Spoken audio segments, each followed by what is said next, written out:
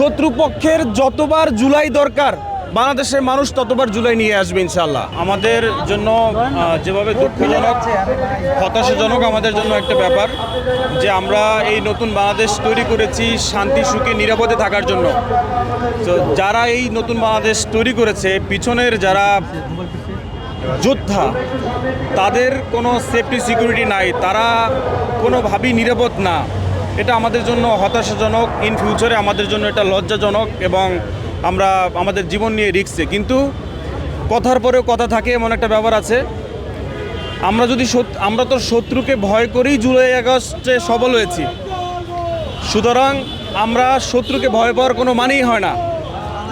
আমরা নানান সময় বলি যে এই দেশ পরিবর্তন হবে না, এই দেশে পরিবর্তন সম্ভব না, এই দেশ কখনো ভালো হবে না। এটা ভুল। আপনি হাদিদের মতো, আসিফ মাহমুদের মতো, হাসনাতদের মতন, বিবি নূর ভাইদের মতো মানুষ সংসদে পাঠান, এই দেশ অবশ্যই পরিবর্তন হবে। পদ্মা সেতু, মেট্রো রেল এবং এলিভেটেড এক্সপ্রেসওয়ে নির্মাণের গর্বিত অংশীদার বসুন্ধরা সিমেন্ট। এবং হাদি ভাইয়ের উপর যেই গুলি চালানো হয়েছে, এটা জিন ভূতে এসে গুলি চালায় নাই, কোনো না কোনো মানুষ চালাইছে এবং সে বাংলাদেশেই বসবাস করতেছে, বাংলাদেশে বসেই সে গুলি করছে। সুতরাং তাকে আইনের আওতায় নিয়ে আসতে হবেই। আমাদের আজকে লজ্জা লাগে যে বাংলাদেশে থেকে বাংলাদেশের মানুষের মাথার উপরে গুলি চালানো হয়, সেটার জন্য রাস্তায় আমাদের বিচার চাইতে হয়।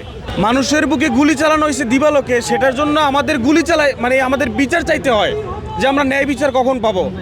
সুতরাং এই গভর্নমেন্টকেও বলবো, আপনারা যদি না পারেন খুঁজে বের করতে, আপনারা নেমে যান। 5ই আগস্টের পর আমাদের 5 বছরের 6 বছরের শিশু রাস্তায় ট্রাফিক আইন পালন করছে। সুতরাং আপনারা আমাদেরকে খুঁজতেছেন, এটা করতেছে। অবসরপ্রাপ্ত একজন র্যাব, সে যদি বলতে পারে যে হাদির উপর অ্যাটাক হবে, তাহলে বেতনভুক্ত গোয়েন্দা সংস্থার কাজ কি? সুতরাং বাংলাদেশের মানুষ, আমি আমার জায়গা থেকে সবাই হাদি ভাইয়ের আপনি কিছুদিন আগে দেখবেন বিপি নূর ভাইয়ের উপর নির্মমভাবে অত্যাচার হয়েছে, কি বিচার হয়েছে? সুতরাং এইভাবে ভুংচুং দিয়ে আমাদেরকে হবে না। শত্রুপক্ষের যতবার জুলাই দরকার বাংলাদেশের মানুষ ততবার জুলাই নিয়ে আসবে ইনশাআল্লাহ।